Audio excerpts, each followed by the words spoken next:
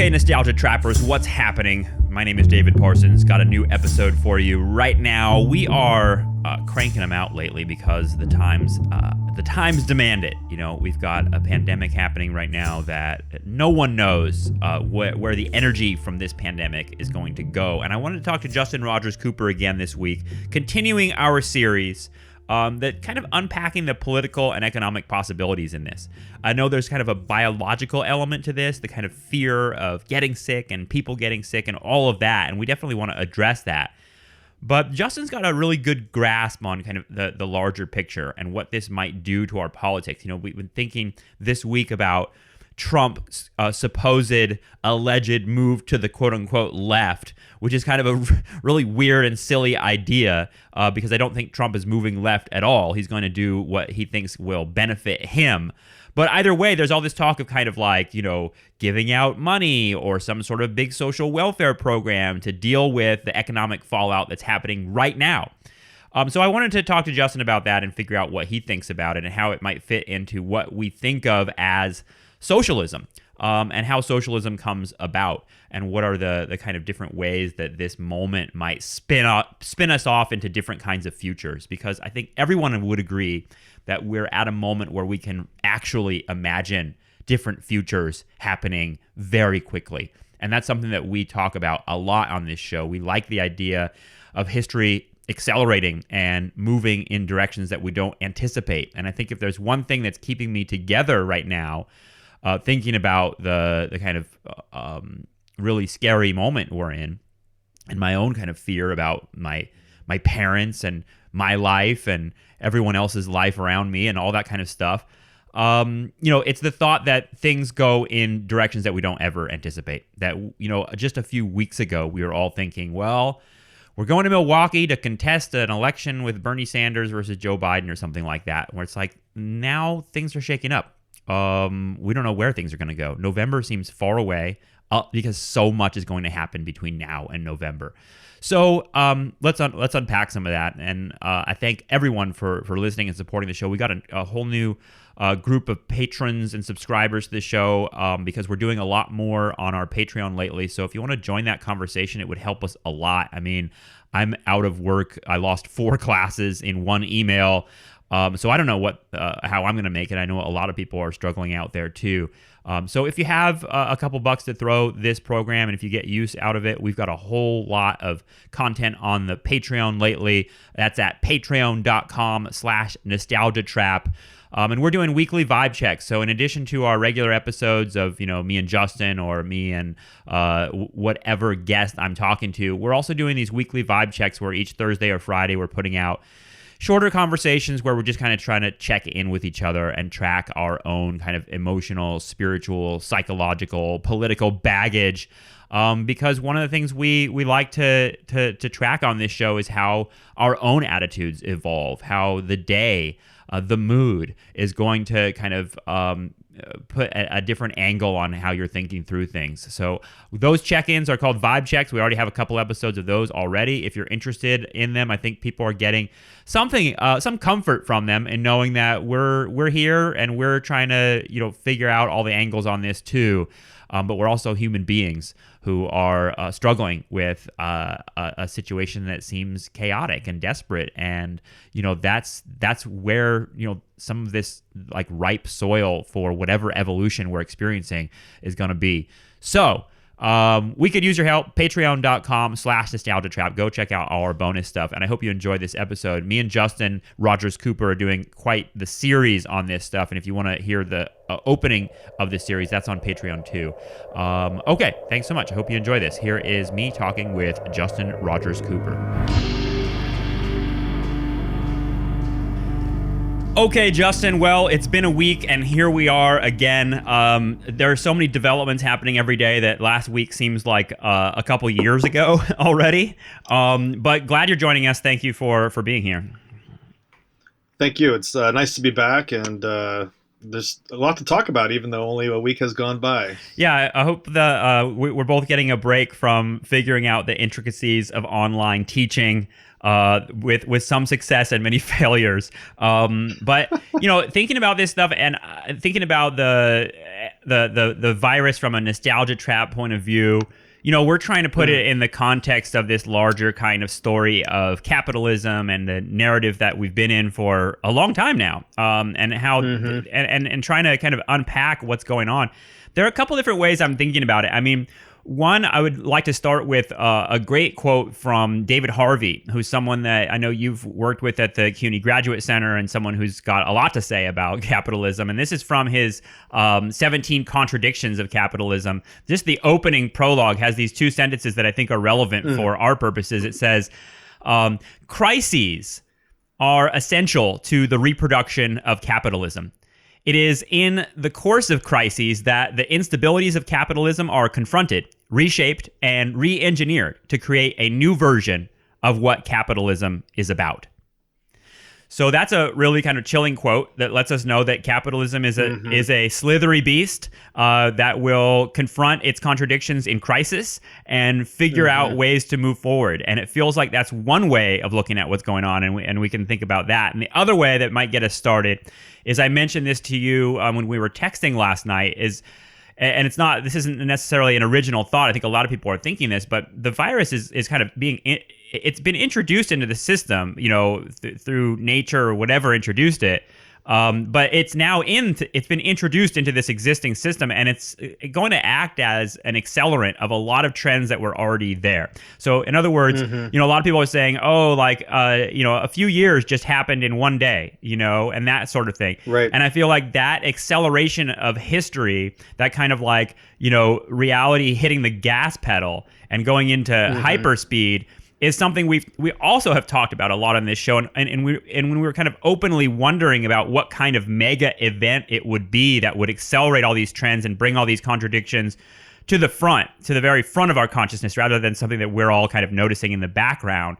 It's like in other words, this is the point where where the background becomes the foreground, and so we were just kind of brainstorming about some of those trends, but one of them that we can maybe start talking about is something we thought about when we started this series, and we said it was going to be a trilogy, but I think there's more coming. So this is going to be like the Star Wars or Marvel universe. It's a series. Now. Yeah, it's a series. It's a series. Yeah, gotcha. So we're in a series, and the series started with you and I a couple weeks ago talking about the financial and economic implications of this, with the stock market crashing, with the huge infusion of 1.5 trillion from the Fed into the stock market to do nothing, and the outrage around that.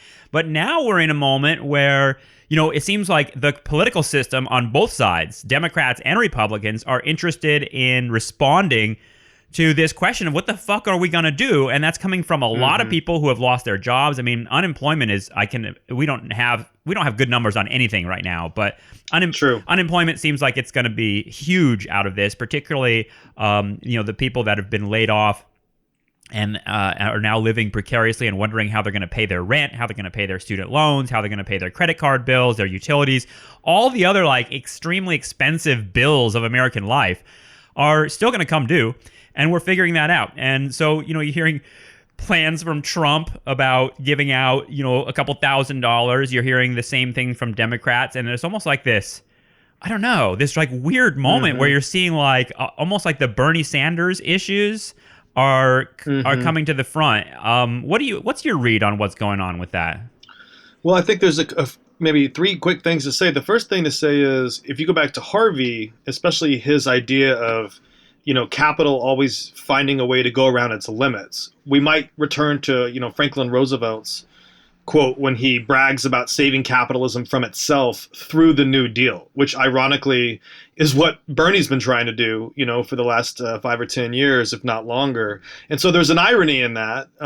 But it also just shows you that at different historical moments, depending on the kind of crisis that's at hand, capital is able to figure out whether or not it needs to go to a welfare-style state or whether it can move back towards that classical laissez-faire liberalism, which is we've seen the last 30, 40 years. So that my first point would say, whatever it is that we're seeing now in terms of the bipartisan calls from both sides of the aisle to kind of protect the average worker, or the average citizen might be a better way to put it, as we're seeing and hearing those calls, we might remember that there is a difference between a temporary return to a welfare style system, a perhaps structural return to a welfare style system. Those are things that I think we should distinguish between. A second point might be the fact that we are hearing this from both sides of the aisle tells us that there is some kind of consensus that the kind of thing that, we like to argue, which is that crises like these put the entire system at stake. If not capitalism itself, this particular historical version of it, neoliberalism, etc., that whole political economy is itself at stake to a great degree. And, from that, I would say no one is necessarily on either side of the aisle protecting the average worker or citizen out of the goodness of their heart. They're actually realizing that the kind of economic shock that's on the table, which is, to my mind, more akin to what de Blasio and Mnuchin are calling a depression, as opposed to a simple recession. The kind of economic shock that is coming or has arrived is one that, by threatening the very fabric of the U.S. economy, which is 70% consumption and services, has put our way of life, our system here, it's put it into an existential panic. In other words, they're not necessarily being simply charitable because they want you to pay your bills or not pay your bills. They realize 1930s style, FDR style, that were they not to intervene at the level of the average person, at the level of all citizens, you would see such a collapse of demand that not only does that threaten the very existence of many, if not most, industries, it's also something that would have enormous political repercussions, because people don't take depressions lightly. And if you remember the 1930s and some of the stuff you were sending me that you always share with your students, you can easily see that a group of people can get together and sort of make angry demands in person in real time, pandemic or not, that could easily sort of shake the material and even visible or visual foundations of what we come to expect from normal life. And so I think that with those two things in mind, we can kind of begin to figure out what this moment is about. Yeah, I mean, it's when I think about the kind of discourse in the 90s and all the way it past the 90s about consumerism and kind of the wider knowledge that consumerism and is kind of the engine of the American economy, and we're just consumers now, man. I mean, that kind of notion kind of is a container that includes a lot of different trends, including the idea of deindustrialization, that we don't manufacture in America, or at least it's not the core anymore.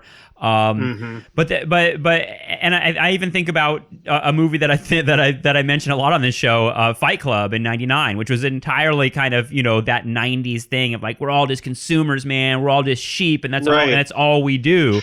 But like it feels like sitting here in my house and knowing that you can't like go outside and buy things, like what's happened, like this is like kind of a weird way that this hooks up with the social, because all of a sudden I'm seeing like people taking walks like in the afternoon, just like and not only that, but talking about that on social media as the kind of like glue for their day is like structured around going outside and taking a walk, and just a walk. Totally. That's it. Like literally look at the trees type shit. And it really like makes me think about the whole counterculture, the 60s and everything, where people were saying, this is predates the 90s notion of like consumerism. That, in a lot of ways, that's what the whole 60s counterculture was about, was like stop shopping and like get away from it. Like what happened to us in the post-war period. And like that part of it, like, I don't know, the politics of it are so tricky, because what I'm seeing right now is a longing. I mean, on the one hand, a longing for this type of life, like a life that's slower, a life that's not so driven by going outside to make a purchase, but instead going outside to look at a tree, or going outside to get some fresh air.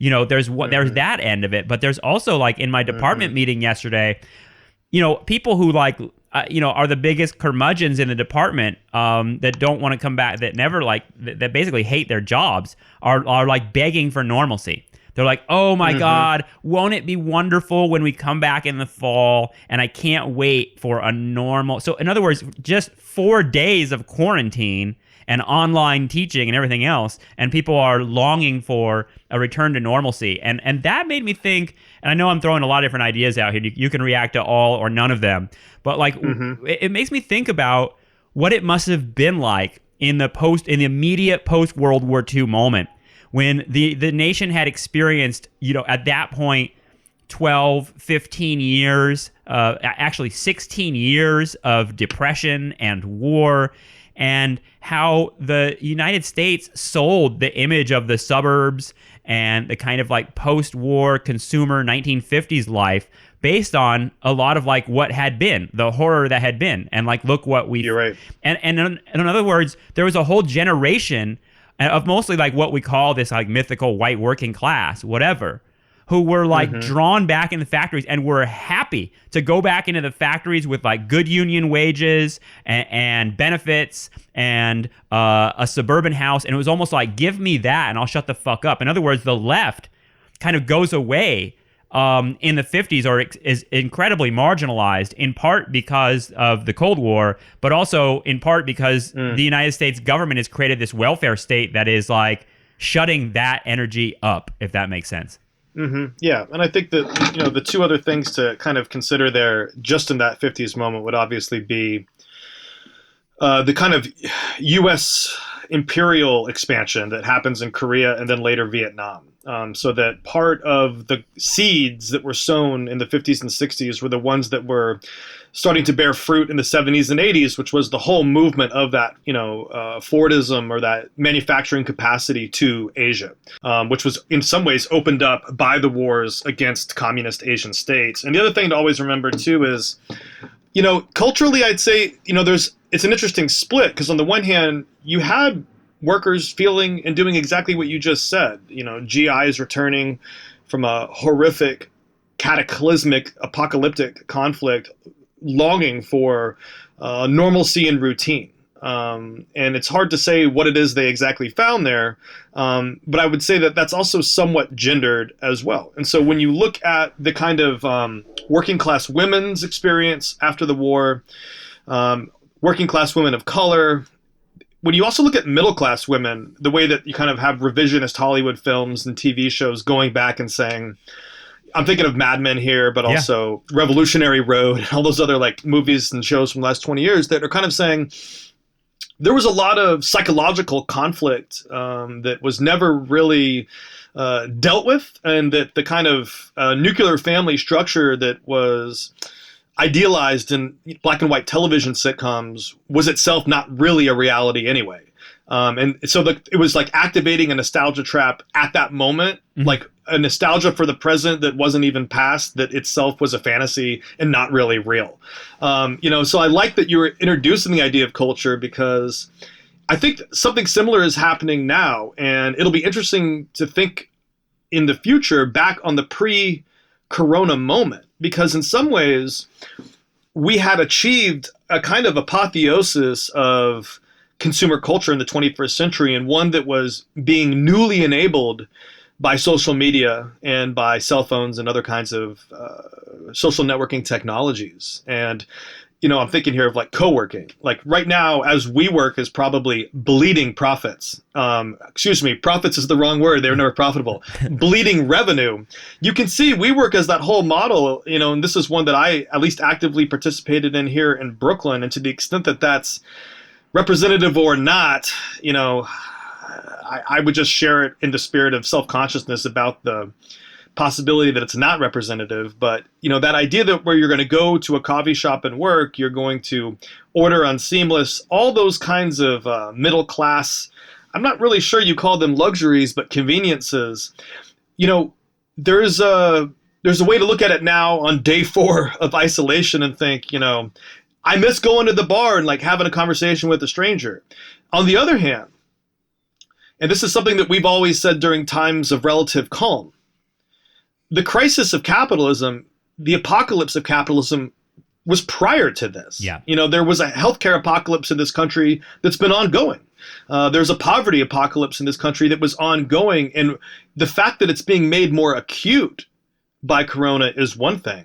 But what it also tells me is there was something categorically or fundamentally unstable about that entire life. I mean, just to take one example, when you start talking to your Lyft and Uber drivers, and this could be someone that you're talking to at any point in the service economy, at least in New York City, you would get these stories that would, I would walk away feeling haunted and kind of humbled.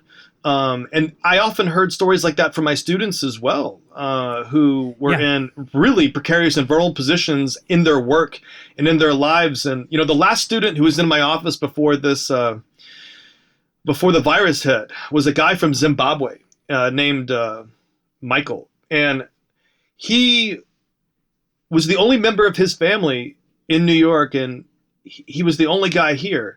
And he was really earnest about doing really well in school, and he was a business administration major. And I started asking him about the Mugabe regime and all that kind of stuff. And he was like, "Oh my God, I'm so glad you know about all that." And, you know, and you could tell he was hedging what he was really feeling or saying. God only knows, you know, what he would have said had we had more time. But we were setting things up for the next class that we weren't able to have. But the point that I'm making is there's a lot of Michaels in New York. And if you talk to service industry workers here, you get the sense that they were already kind of really grinding something out. And so at this moment where relief is being administered, I'm partial to the people on social media and in our conversations together and with our friends, where people are saying, it's amazing that in this magical time of Corona, you know, in this Corona time, right, in the time of COVID, in the magical religious hour of crisis time, you're able to just do all these magical things that we talked about in our last episode. Whereas in the previous time, before the COVID time, none of these things seem to be possible. And that eruption of reality and action and possibility and futurism, to me, is so striking. And for a lot of people, so striking that I think it goes back to the original point you made about this economy, this potential economy of welfare and relief throughout this time period, with them working in all these, you know, economic relief bills that they know from the Tea Party and from Occupy and from the Sanders movement, but also from the whole Trump populist movement on the right. Yep. They know that just even the average person is very alert to the hypocrisy of what we've been calling, like, you know, the dual economy or the two-tier justice system on our show, and what others have, you know, said in really smart ways over the last 10 years. They know we're onto them. And so aside from the fact that this might actually be a pivotal historical juncture in how capitalism attempts to reproduce itself, and in how crises, or this crisis, enables capitalism, or this even brand of neoliberalism, if that's what goes forward, to reproduce itself, in the midst of that, they're quite aware that it would be not just hypocritical on the old scale for them to once again bail out industries like the airlines or what have you, and not help the average person. They know that at this point, when the economy was on almost full employment, when corporate growth was the best it had done, when the market was the longest bull market in the history of this country, they know that in that climate following 2009, the best they could have hoped for, the Obama-Trump economy, jobs being produced every month, markets going up 10% a year for 10 fucking years, in that world, people were still angry as shit because the inequality meant that a huge percentage of the population was living a life of apocalypse every day. A middle class is constantly, from its fragile position and very much in debt, looking down on this working class saying, what the fuck? I've got to scrape it out. I can't ask for more time from work, but I can ask for more money potentially. That's the economy the middle class was in, because they did not want to, living as paycheck as they were, they did not want to somehow look below and figure out and find out, this is what life is like when you don't pay your mortgage. This is what life is like when you can't fix the car when it breaks down. This is what life looks like when you don't have private health insurance and you can't even afford the deductibles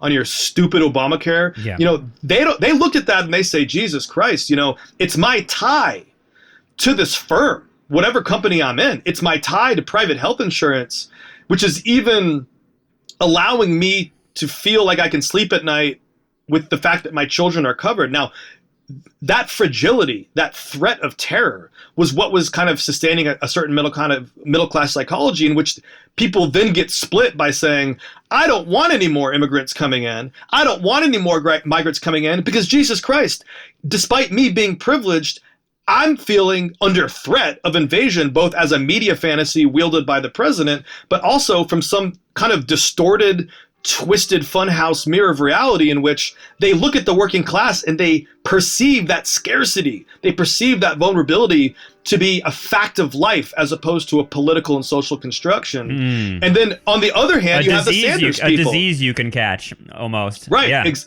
Absolutely. And then on the other hand, and then you have the Sanders wing on the other hand, kind of like taking it a different way and sort of saying, hey, guess what? The actual problem isn't with migrants or immigrants. The problem here is that we are the richest country in the world that produces and mints billionaires by the year. But we don't have the lives and the security of other advanced economies, and that at a minimum, we want to call into question the neoliberal model and return to a New Deal style model. And at the most radical, if you look at that kind of trajectory out of Occupy as being one that a continuum that this show exists on, but this show exists with, Black Socialists of America or Jacobin or all these other kind of groups out there. That other wing is sitting there saying, why stop at welfare capitalism? Why don't we call the whole system into question? And people they've kept asking these questions. And to a certain degree, I'll end this by saying, you can even see the hedging in the ruling class itself. Look no further than Bernie. Bernie is a millionaire, as Fox News loves to point out. If Fox News is right, he's a dude with multiple houses, etc. Yeah. You could say the same thing, tongue-in-cheek or not. You could say the same thing for a lot of the Democratic class of politicians. But you could also say it for the whole kind of like Democratic class of support. So, for example, the donor class of the Democrats, the apocryphal George Soroses of the world. There's a large degree of the ruling class that is itself split off from the Trump wing and from the kind of moderate GOP wing. And maybe we can talk a minute what this means for like Biden's candidacy if we have time at this particular show at this particular moment. But you can see where I'm going here, that the system as it was before COVID was inherently unsustainable. It was inherently unfair. So the question of our nostalgia trap moment is, as we all go outside to look at the trees, as you say, should we really long for a return to an economy that depended on that kind of consumer capitalism with all the ecological and psychological and material effects that go on with it? Is this a moment where we can perceive other futures? And here's the kind of darker edge sword or darker edge blade that I would lay on the table here, which is, it's great that everybody's about to get rescued if everybody gets rescued for a few months. Yeah. That's great. I'm glad. It makes a huge material difference. It's that radical pragmatism that we've talked about. On the other hand, if the average person is rescued a la the 1930s, if what we're going to is an actual New Deal, the New Deal of the 1930s was a little bit limited in who it was, helping and protecting. If we're going to an even wider version of that New Deal, if you call it some kind of quasi-socialism as an endpoint, no, that's inaccurate and that's not going to work. If you're saying that this is a material bridge to the thinking through of a different future, I'm interested. My ears are open. I'm curious. But if we say the goal of all this new forms of relief, if the goal of forgiving the debt, delaying the loans, delaying evictions, if the whole goal is to not keep that welfare and build on it, but instead to get us to a point where we can return to what was, right, that means we're rescuing ourselves as a whole, not just the ruling class. We're rescuing the entire nation in order to destroy it later. And I think that that's a key question that people on our side of the fence, however far from the actual conversations that are taking place. That's what we need to be shouting over the fence into the yard where they're making these kinds of decisions. Yeah, I think that's all very well said. It made me think that, something we've mentioned before, and I think has been in the air for a while, is that, there wouldn't have been all this this kind of populist energy on both the left and the right, coming from the working class, coming from middle class people experiencing precarity, if it hadn't all been a lie. In other words, like the huge stock market, the profits, profits, revenue, whatever you want to call it, the fact that everything on paper has looked great for capitalist elites, at the same time people are feeling like a shitty social, economic, and cultural situation where, you're talking to your Uber driver about the fact that he's going to get deported and won't be able to take care of his family, or you're talking, or just seeing. I mean, the Sanders campaign was great at kind of publicizing all the different horror stories of the American healthcare system. So it's like we're about to see, all this horror in the healthcare system from the coronavirus, but that's what it's been already. So, in other words, it's another part of that kind of accelerating of trends. But You're right. That kind of like, so in other words, like, I wonder what you think of this, because it's like, okay, we didn't get any action from elites with all this populist anger and all this outrage. Elites have not really been interested in doling out welfare. In fact, like Biden has been against Medicare for all. I know. And Trump, of course, is the opposite of all of that. But now all of a sudden you're seeing they're willing to entertain plans where they're talking about giving out checks and cash to people. They're talking about, almost like the dream of what Obama was going to do. We thought what Obama was going to do, which was like True. Put rules on banks about foreclosures and evictions and things like that. Instead, we're getting that from the Trump administration. So it's why is that happening? Do you think, in other words, it's because, in other words, our suffering didn't really matter before, and our uneasiness didn't really matter before, but now it matters? Is that because the stock market took a shit? And like the actual, in other words, that like the people in charge actually are feeling this, or is it, maybe it's many different things, but it feels like a bit of that FDR moment too, in which you kind of see a constituency that can, in other words, you mentioned to me today that like Trump could very easily attempt to buy the election right now, right? And that like there's this sense of like, so in 1932, which the bonus marchers, the veterans of World War I who showed up to occupy Washington, D.C., there were more than 40,000 of them, along with their families, camped out in Washington, D.C., and they ultimately used Douglas MacArthur to burn the entire camp down and kick them all out. But, how historians often frame that is FDR kind of was talking about the bonus march a lot during that summer and thinking, this is my path to the presidency. This is the constituency that I have to answer to. This is the anger and the energy that I can use to propel a kind of vision of what the government can be. And we don't have that now. We have Trump. And so in other words, like you get to think like, well, I don't trust him to use this in any way other than to serve his own kind of, electoral purposes, if that makes sense. In other words, like your scenario of like, which way can this go? I mean, we're not even at step one of that, right? In terms of like envisioning a transformation where you get past just the welfare capitalism part of it and into something that goes beyond and something that rearranges our future. In other words, like get rid of the healthcare system instead of just doling out checks. Get rid of our health, like, and stuff like that. It seems like this would be the opportunity to do that. But absent a kind of FDR-ish leader, what hope do we have of seeing stuff like that? Well, it's just an interesting moment. I don't know the answer to that question. What I do know is, you're absolutely right that there's this weird other end of the wormhole that, people are commenting about, that when you see headlines that say Trump is suspending evictions, suspending home loan foreclosures, he's invoking the Defense Production Act so that the United States can force private firms to produce needed supplies, which is itself an acknowledgement that private capitalism can't manage or allocate resources right. You know what I mean? Like private markets actually don't get supply and demand correct. And we've known that from almost all wartime production, and by that I mean, World War I, World War II, the U.S. went to a command economy, and that command economy was extremely successful in quotes for what it was, and that made the corporate elite extremely nervous, particularly during the Roosevelt administration, but even during the Wilson administration, and the corporate elite at that time were really eager to get the U.S. off of a command economy as soon as possible once those wars ended and peace was declared.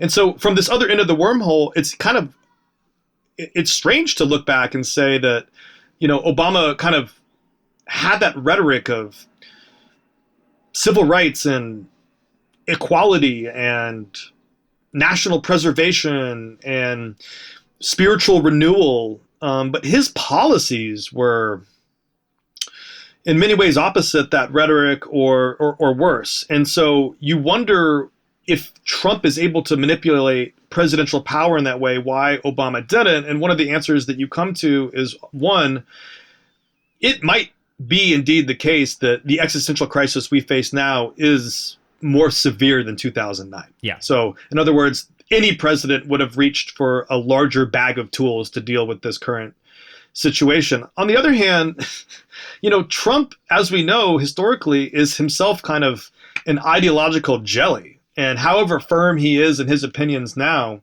they're all essentially opportunistic, which is to say, this is a guy who will say whatever it takes to keep himself in power.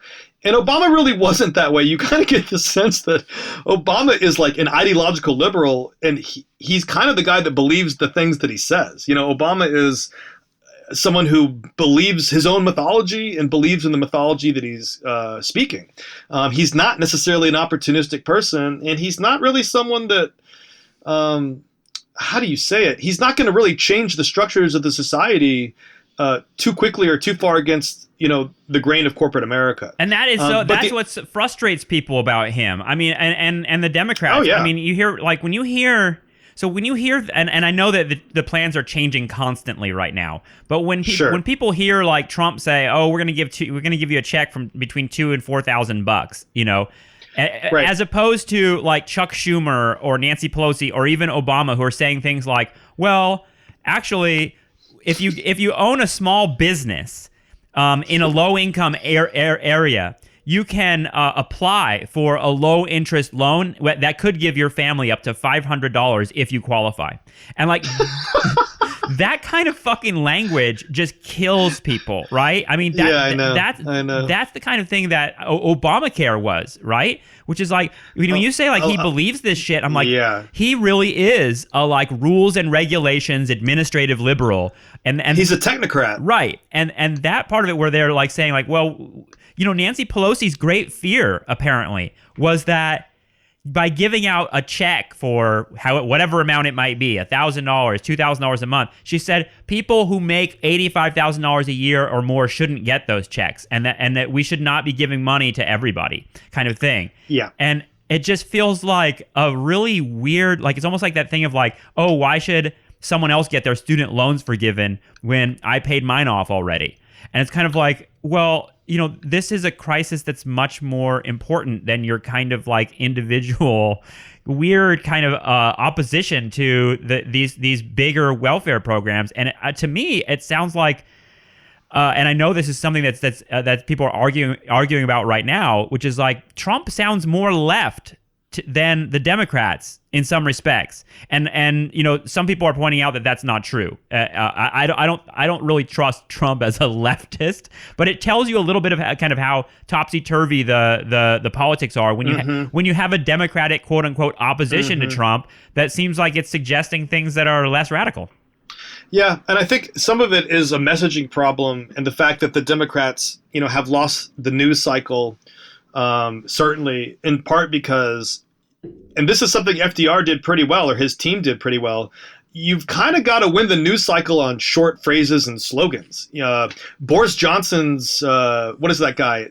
Dominic, what's his name? Over in England, is sort of a Karl Rove figure. You always have that Machiavellian advisor to the president. Trump's got Stephen Miller, among others, who are just, part of what they do is they sell little slogans to the base. You need to finesse this crisis moment with the same linguistic dexterity that you would a political campaign. And so the Democrats are fucking it up because they're like, well, if A is true but not B, then maybe C, but definitely X. Whereas, Trump is saying, you want some money? I'm going to give you some money. But when you actually look at the fine print of what even people like Schumer are proposing, some of the stuff they're proposing is quite valuable through these little side mechanisms. They're not really selling it very well, but it could be worth a lot more than the $4,000 a house, even if the house was getting that money for the next 6 months. So 6 times, for 24,000, even if the government gave you 24 grand, it's very possible that some of the policies that you're qualifying for through those technocratic means are as valuable or more valuable than that. Like, for example, any form of loan forgiveness, et cetera, might actually add up quickly to be as much as that is a loan.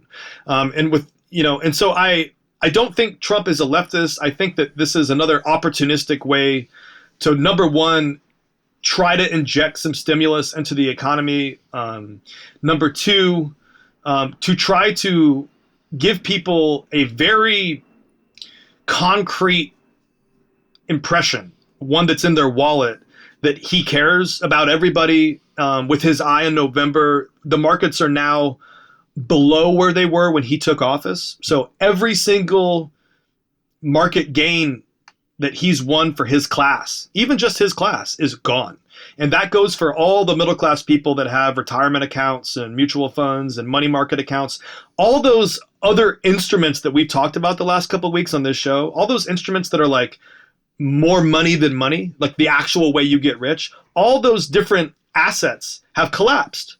And there's nothing right now to suggest that they're going to regain all that value by November.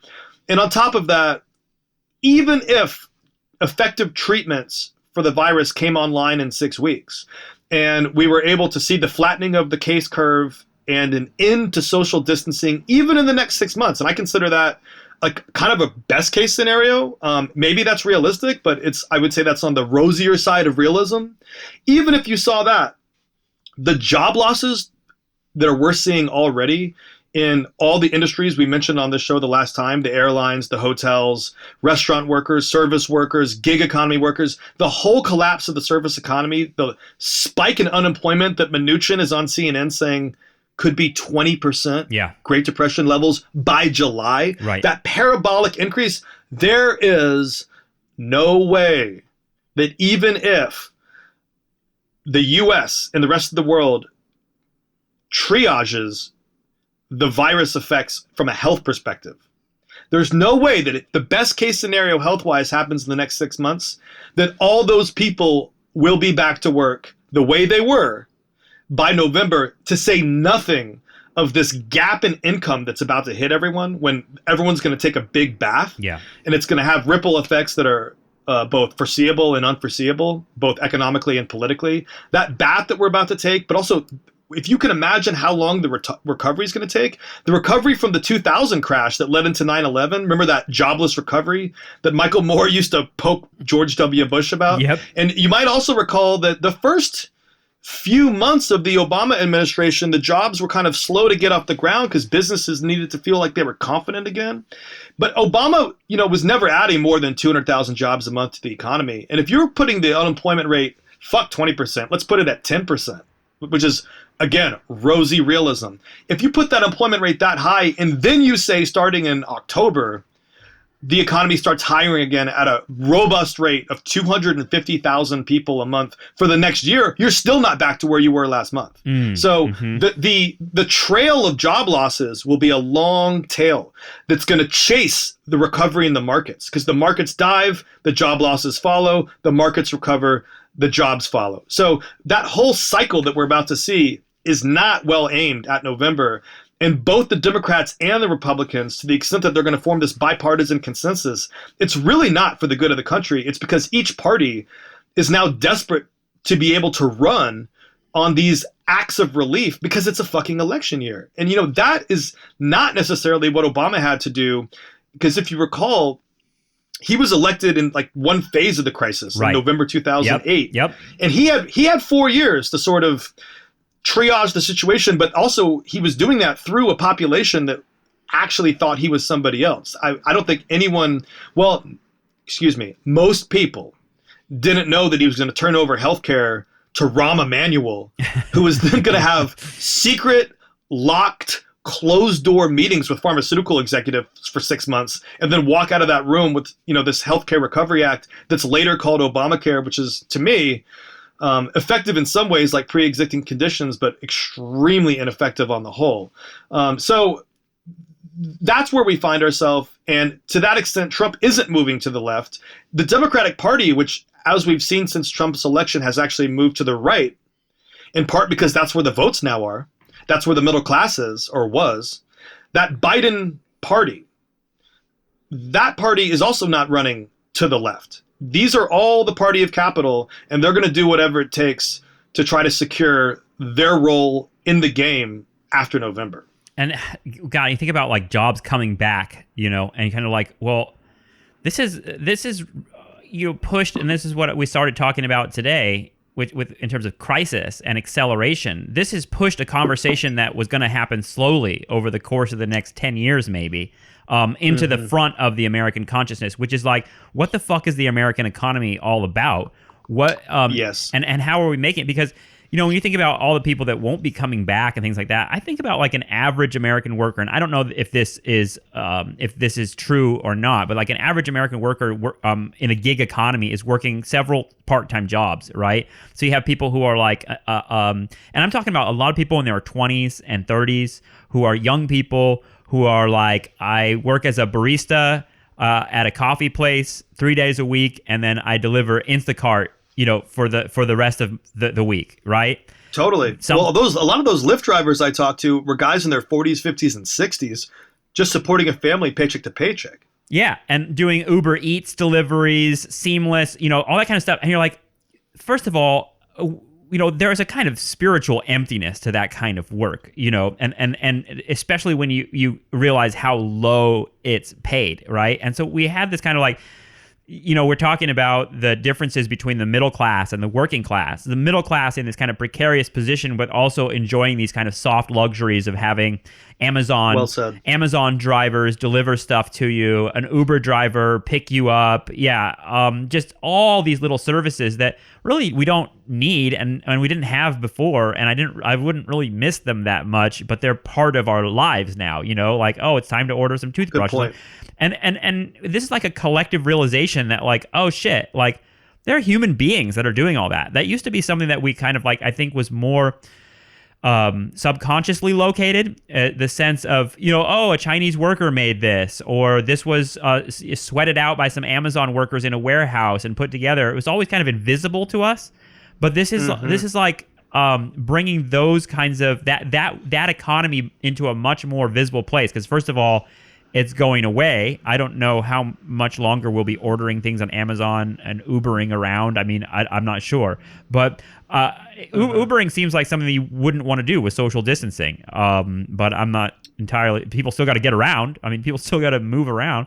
So in other words, all these little things that kind of made our economy work were predicated on the exploitation of a massive amount of people. And not only that, but kind of normalized as a gig economy. I mean, I was having students give speeches in my public speaking course. Some of them I think they'd swallowed the propaganda, but like quite positively about the gig economy. They're like, what's cool about it is like, you're not at some office, working like your grandpa at a desk 9 to 5. Instead, you make your own schedule and you kind of like do what, and it's freedom, in other words.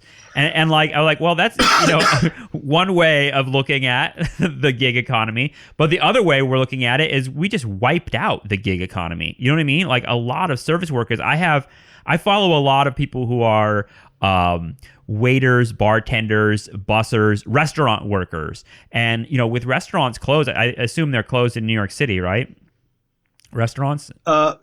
I would say 70%. They're doing based on my own observations. They're doing takeout and delivery. Yeah, if you're still open, you're just doing takeout. Yeah, I mean that's the population I'm thinking of, and I have a couple people just literally locally on my social media who are saying, hey, if there's any like kind of labor I can do for you, whether it be landscaping or washing cars or anything, like please, I need something, to give me a little bit in my pocket Christ. because those people had they had their small little like incomes just cut off completely, and that part of it I think is goes to a lot of what you're talking about with the split between the middle and working class that might create, who knows where that energy will go again, because one thing that you point out to me again and again about like Marxism and the left and things like that is, please do not, you're always like, please do not envision the working class as like a monolithic block of people who all see each other as having the same interests,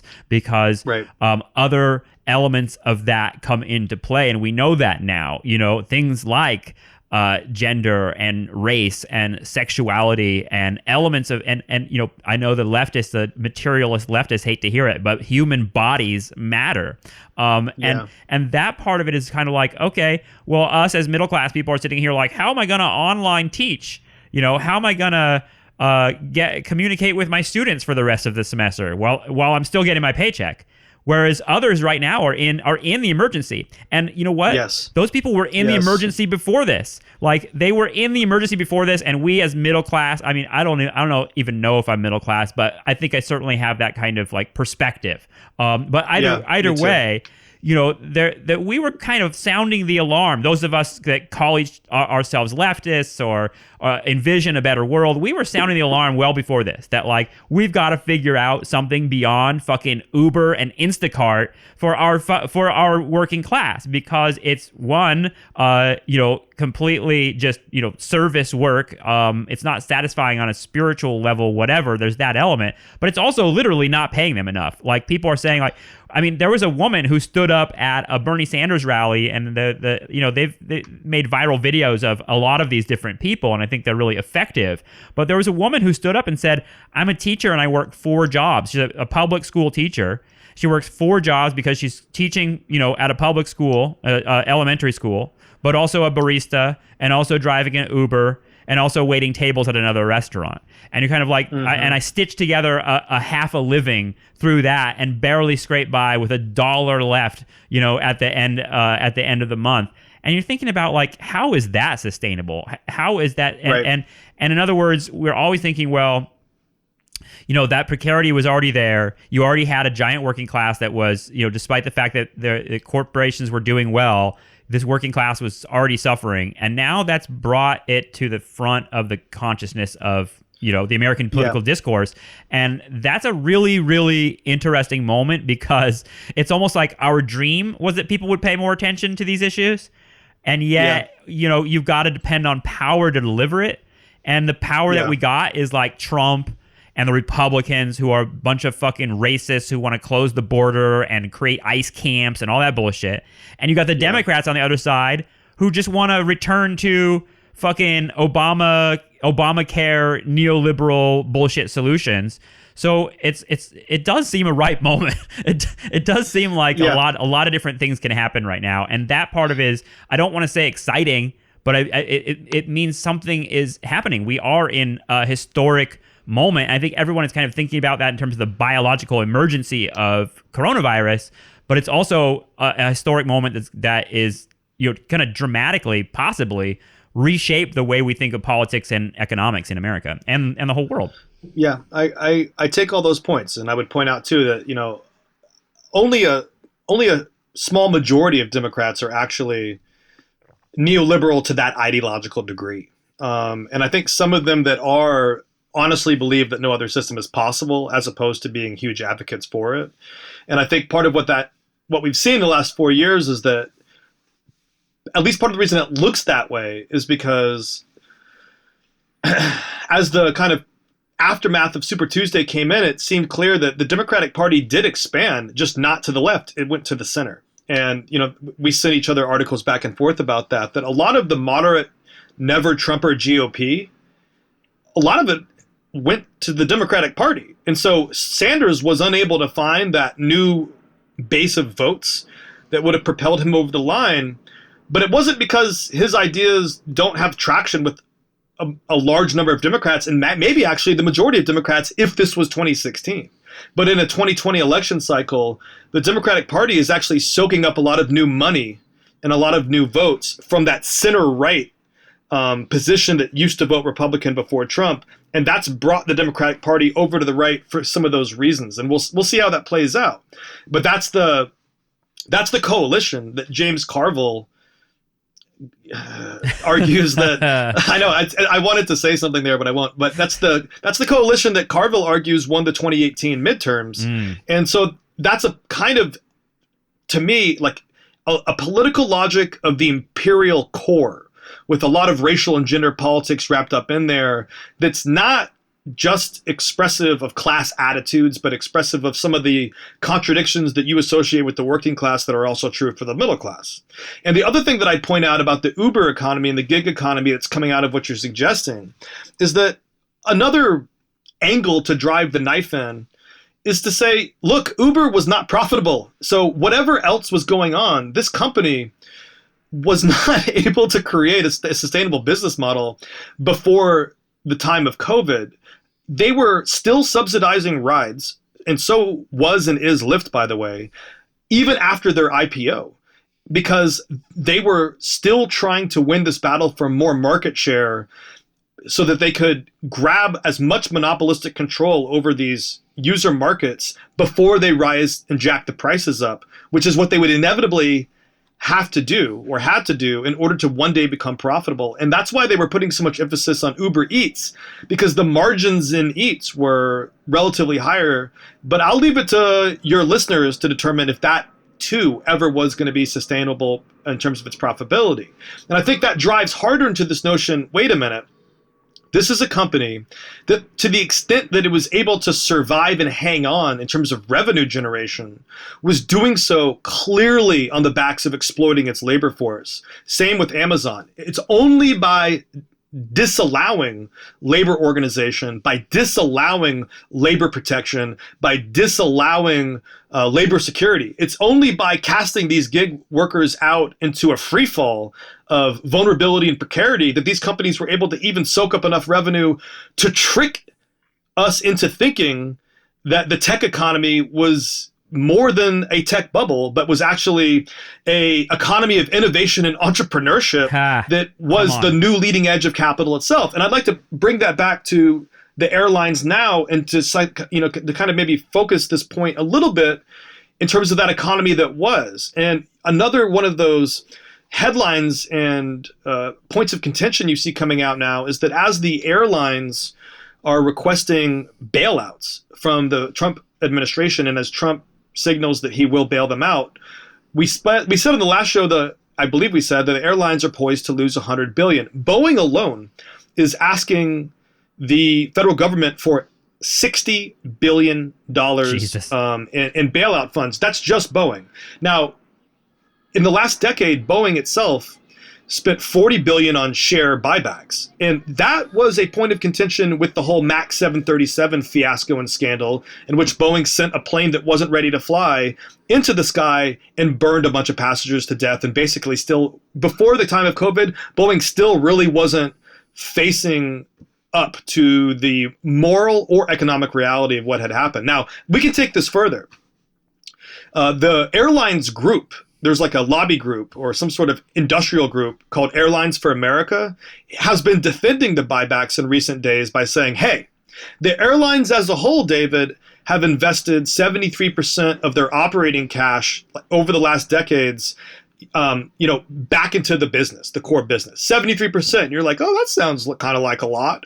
And they say, hey, also, after this whole era, considering where we were with 9/11, we've retired $91 billion in debt. And that's their way of saying, hey, as a private market that regulates itself, we're pretty fiscally responsible.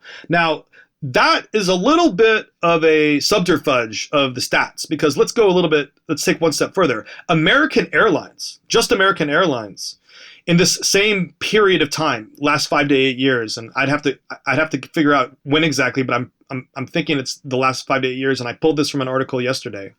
American Airlines has spent 78% of its net income on share buybacks. And that is from, I think, 2010 to 2015. And why do they do that? So in other words, what you're saying is American Airlines and all the airlines had like this golden moment over the last several years in which they've made unbelievable amounts of cash. While they've been shrinking the seats and charging us more for our bags, they have been cash cows. Yeah, and I'm sure, not really delivering anything. Like, where's the trickle down, in other words? Where's the benefits that are coming to the workers? Right. Where's the infrastructure that's being built for the public? Where is anything?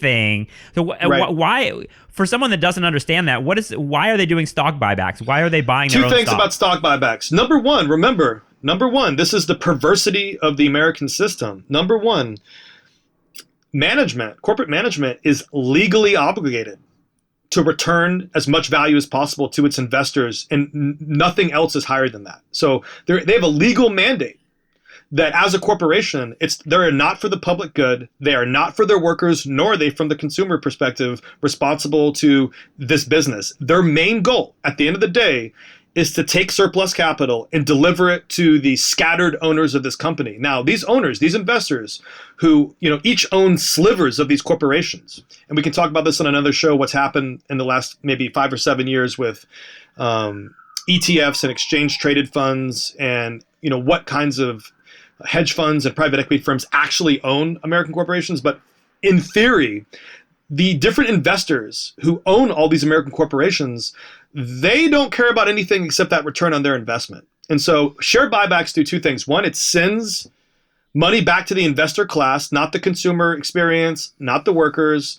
And it sends it back to that class of people who, or institutions, I could even say, the institutions that own these corporations, the banks, the hedge funds, all the different groups that actually own these corporations. It sends funds back to them and fulfills their legal mandate. Number two, when you buy back your own shares, you eliminate the amount of shares outstanding on the market that are for sale, which has the perverse effect of driving up your share price. Which means, let's say you're doing the same business you were doing in 2010 and 2015, but you have 1 million shares. With a buyback, you buy back half of them, and all of a sudden your share price goes up, giving the impression that your business is doing really well, and management can pat itself on the back, because at the end of the day, that number that shows your profit margin and your revenue is actually competing in significance for your share price, which, by the way, that's how you yourself are compensated as an executive. Right. So I'm an executive in an airline company, and they tell me, Justin, we're going to give you 1 million shares a year, but they're not going to vest for 2 years after you leave this position. But we're only going to give you $500,000 as a base salary. And I'm looking at that share price, knowing that I got 2 million shares coming in 5 years. And I say, wow, that share price is currently worth 20. But if I do a buyback, I can get that share price to 50. And then when I parachute out of here, I haven't just made whatever the fuck, $2 million in a base salary over the last couple of years. I will be worth $50 million or whatever the price, I'm not doing the actual math, but I'll be worth tens of millions of dollars when I walk out of here. And basically, I didn't sleep for 3 years. I wore a bunch of suits. I didn't see my family, and I lived the way that those corporate executives have to live, and I had to say the things they have to say. But I walk out of there set for fucking life. I can retire the minute I leave that job. That's one level of the perversity of the buyback. The other extended level, David, is that when the Fed kept its interest rates at zero, these firms went to the banks who were borrowing money from the Fed at nothing and saying, hey, by the way, not only do we want to do a merger and acquisition, so we're going to do a corporate bond with you, JP Morgan Chase, we're going to sell $50 billion worth of our bonds, our coupons at 2%. So you walk out of here with the fees, you walk out of here with that 2%, but all these investors are going to buy that 2% coupon, cheap fucking debt. Not only are we going to use that new $50 billion supply of liquidity that we just went into debt to get through this bank because of cheap interest rates, we're going to take that $50 billion, we're going to spend $25 billion on share buybacks, and then we're going to spend the other $25 billion buying up another smaller airline so we can increase our monopoly share of this market. And we don't have to do anything else to our workers. We don't have to sell a better product to our consumers. We just have to jigger with these finances. And that's how that game is played in aggregate. So that here's another like fun fact for you. Not only did United and Delta also spend more than 50% of their net income during that same period on share buybacks. And now we're thinking about these airlines and them begging for help now. Right. But non-investment grade corporate debt, meaning junk bonds, it started increasing annually about 3% since 2013. And it now stands at $3 trillion, which is about 30% of outstanding corporate debt. In other words, a lot of businesses, not just Uber, that were not viable. So some people call them zombie corporations because they persist while not being profitable, you know? Mm-hmm. And so some ruling class figures on the left and right have an investment in these zombie companies because they protect jobs. But a lot of right-wing people and various people of all stripes can kind of make a critique that says, why are you keeping non-productive corporations, you know, going? Right. And part of it is for social stability, and part of it is for other ideological reasons. But in other words, since 2013, Bernanke, Yellen, Powell set in place, those are the Fed chairs, set in place a set of conditions in which not only were the airlines able to turn profits and borrowed cash, and that's what we need to look into, is whether did they borrow that money, or is that net income purely from operating revenue? They're all buying back these shares with that cheap debt, but also you have this whole wave of companies like Uber, but not exactly like Uber, that are essentially junk bond type companies who are going deeper into debt. And the main point there is, once again, in response to a housing mortgage debt crisis, the Federal Reserve responded by making the conditions for more debt possible, which is also what we're seeing now. Yeah. They're fighting debt with more debt, but each time they do it, it expands the debt pile. And I'll just say one more thing, because I know I'm at time here, but deeper into this sort of capitalist mindfuck of the last 10 years, what's also happening now is that the United States government, being in bed the way that it is with these pharma companies, this article came out in the New York Times yesterday that put some numbers on how we are actually right now socializing the investment into the research that's supposed to find treatments or vaccines for COVID. We're socializing the research, but the pharma companies are taking the profit. So my final point here is to say, not only did I discover that the National Institute of Health, a federal agency, has been pouring $40 billion a year into so-called health innovation, like for the last 10 years, let's say. But even recently, a deal was struck with Regeneron Pharmaceuticals. And so between Regeneron and the Federal Biomedical Advanced Research and Development Authority, but in this deal, that authority will pay 80% of the costs of developing and manufacturing coronavirus treatments without any requirement that those drugs that come out of this or those treatments will be affordable. And Regeneron has the highest paid executives in the pharmaceutical industry. Jesus. So our taxpayer dollars, our common investment, our public good, our welfare is being actively investing in treatments for corona that, once found, will build on the gifts that we've been giving to the pharma corporations during the last decade. It'll build on those gifts, and pharma corporations can turn around and sell our own solution back to us and keep the profit. None of that's returned to us. That is a sick system. That is despicable. And that's been the pharmaceutical game for a long time, right? It's part of a larger thing that you always point out about capitalism, which is kind of externalizing and publicizing all the risk, all the work. You push that stuff onto the public, and then you privatize the profit. The pharma companies have been doing that for a long time, which is that they use the government to pay for research in all their research laboratories, and then they patent the product of that research, and that becomes the thing that they sell. And I mean, you've even got Nancy Pelosi saying, well, I hope that the vaccine will be affordable. I hope it will be affordable, as if she doesn't play a role in any of making Absolutely. It something that, I mean, people have already pointed this out. I know that it's a big reason why we consider Jonas Salk kind of hero of humanity, is because of his insistence on making the polio vaccine free and available to everyone around the world, because it was seen as an absolute absolute public good. And, will that thinking return? Because that's another thing that I think that people are thinking a lot about, and I certainly am thinking about, like, the whole breadth of American politics, particularly the 20th century moment and the creation of a welfare state. Like in 1930, all those stories that I sent around that you mentioned of, like, 25 hungry children raiding a buffet and the police pushing them away, or 3,000 hungry workers surrounding a restaurant and demanding they be fed for free. All that stuff happened in the early 1930s, 30, 31, 32, 33, before the real kind of institutional apparatus of the New Deal had been created to deliver and really kind of stop the bleeding, which was really the expression that Roosevelt used was, the first New Deal is stopping the bleeding. The second New Deal is kind of creating more long-term stability. So that's when you get Social Security. That's when you get all the kind of other kind of structures. So the structures are here in place. In other words, we have a New Deal apparatus. The Great Society, we still have Medicare. We still have the structures that have been in place created by the liberal welfare state in the middle of this century. But what's gone away is the kind of like ideological part of it, the understanding that there is such a thing as a public good. There is such a thing as a society. There is such a thing as programs for the working class that are necessary in order to create health and social stability and education as a long-term investment in a population.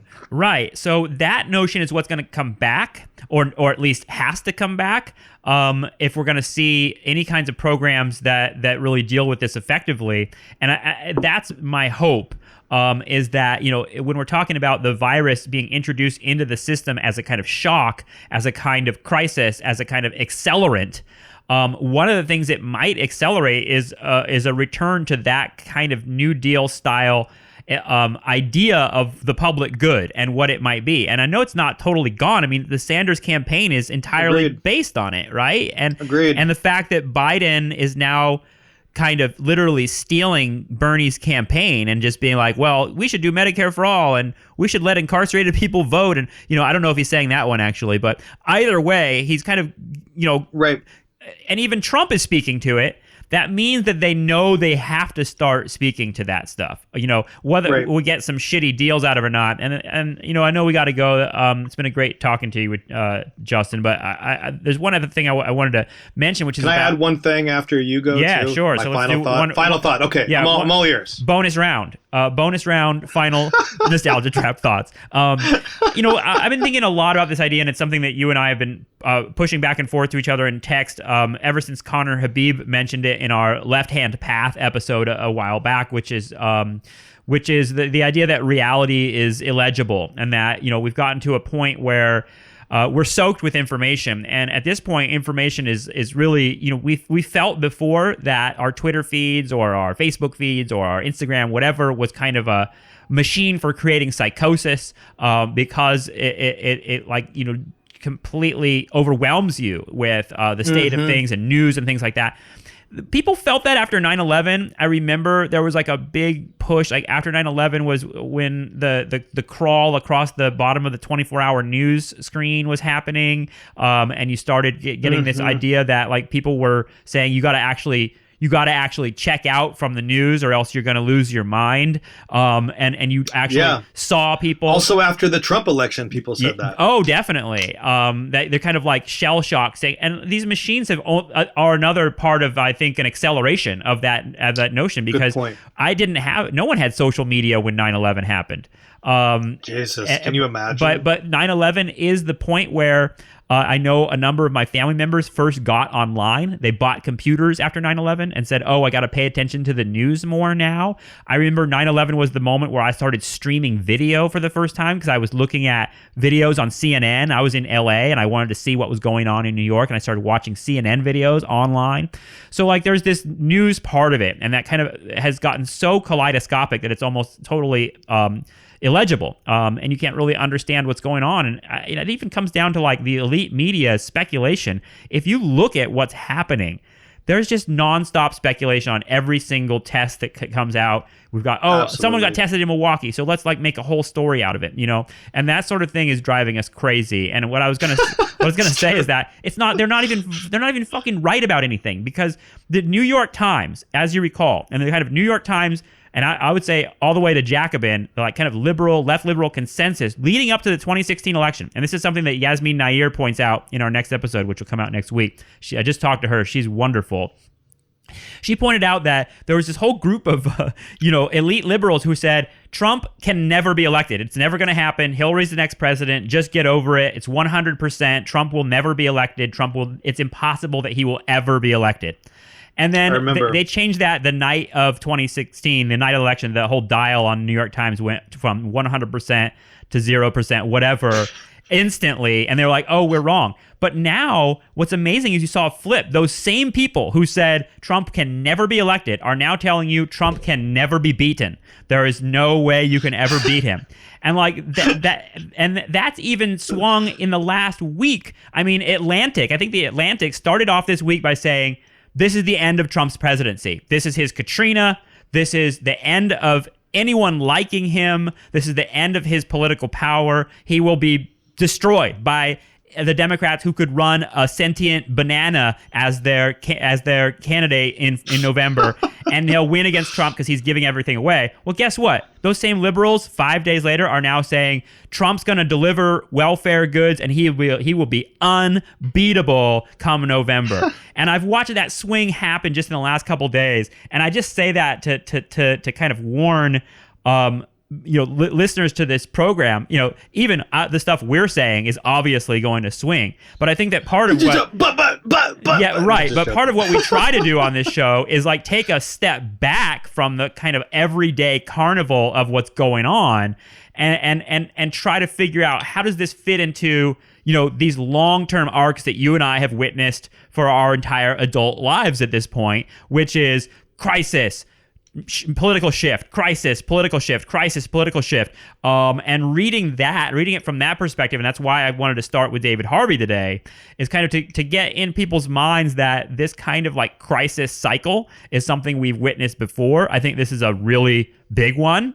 This is like actually an epochal one in some way, but it's not just the biological scary coronavirus to pay attention to, and it's certainly not the day-to-day kind of fluctuations of what's going on. We'll see those stories, but those little stories, well, just like the ones from the 1930s, are kind of flashes of symptoms that are revealing to us a much larger set of structures and trends that you and I try to describe on our little nostalgia trap weekly episodes. But you have a bonus round edition as well. So go ahead. I can't top that. But I really can't. That was super well said. And I would just say, for my own part, what I see happening is that this moment of acceleration is also like a moment of it's a moment of catalyzing. It's a catalyst moment. So in other words, we're not just seeing things that might have happened speed up.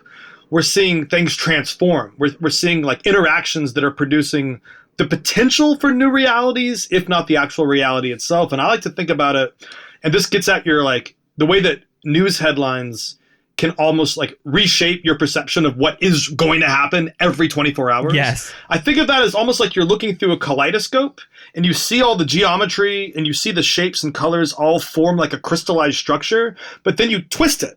And all those shapes and crystallized structures and geometry and colors reassemble themselves into something that looks just as solid, just as beautiful, but just as fragile and just as subject to change if you keep turning this kaleidoscope. And I think that's the information chaos that we live within that you've described so well. And I think that what we're actually looking at, if you remember that kaleidoscope is itself a tunnel of revolving mirrors, is that what we're looking at are possibilities, potentials, and we're looking at like the futures that are imminent in the present. That these things that could be, these are actual shifts in the material possibility of what's to come, but they're not inevitable. And you're kind of waiting for these conditions and structures, but also human choices, including our human choices, to play out and have an effect that will sort of define a little bit longer of that kind of extensive tunnel of this kaleidoscope. And from there, I would just soften what I'm saying into one final point that riffs off of yours, which is on any given day, you can see these headlines that are saying, Cuba, India, China, Japan, they have these antiviral breakthroughs in which they're proclaiming what appears to be scientific evidence that this virus could be treatable, if not vaccinated immediately, treatable. And on other days, or yesterday, you see these reports that are being sent to the Trump administration, these 100-page report, in which it's calling for like a dystopian reality in 18 months, in which there will be critical infrastructure and communication channels that are less reliable, like 911, shortages of products, services, and other elements of critical infrastructure, including diagnostics, medical supplies, and staffing. And you can see that that itself isn't true just because it's a federal report. It's like a dystopian realist text. And so the projection of fear is part of that kaleidoscope, the absolutely it is. And we're seeing reflections of Hollywood movies, our own consciousness, a whole bunch. You and I have talked about many times. I mean, even when we were talking about like the Bush administration, I remember you and I in Grassroots Tavern in New York talking about the Bush administration attacking Iran and how we were going to have to go hide in Snowshoe, Pennsylvania, and right. when the world was over, and that a vision you always put to me is that at some point we'll be hiding in some shack and a car will drive by and we'll all like hoot and bark and hiss at it because we'll have lost our capacity for speaking. That is such a Hunter S. Thompson vision, and I think with that, it captures this thing that you're calling speculation, right? Not financial speculation, but imaginative speculation. Sure. I think that in addition to this show pulling back the big picture and sort of trying to put all this in context, that's the other thing that I think we're doing here or what I'd like to think we're doing is that we're trying to be speculative as to like what is the history that's being made, not only against the history that has been, but the history to come. And I think that that's part of the value proposition here. What's the big landscape of possibilities, and what does that look like? And because getting caught up in individual fantasy is going to be, I think, a very popular pastime among people right now. Right. I'm really really interested in the kind of cultural and social elements of this. What happens to a population that's now was doing that before and is now doing this? And it's so it's we're in like day 4 or 5 of that, and so it's really day really 4, early, man. And it's a ripe moment one way or the other. But I enjoy talking about it with you, and I look forward to talking again. Happy quarantine, David. Yeah, same to you. Let's get back to our Zoom meetings. All right. Yeah. All right. Later. Okay, as usual, a big thank you to Justin Rogers Cooper for taking a moment out of his time to explain a lot of crazy stuff to us. I always get something from his perspective, and I hope you do too. Again, we are doing a lot more on our Patreon lately. If you want to go to patreon.com/nostalgiatrap, become a subscriber. It would really help us out, really help me out personally as I encounter the same kind of financial difficulties and job losses that many of you are experiencing. But if you do have a couple dollars to throw us and you want to hear our vibe checks and our bonus episodes, go to patreon.com/nostalgiatrap and become a subscriber and listen to our stuff.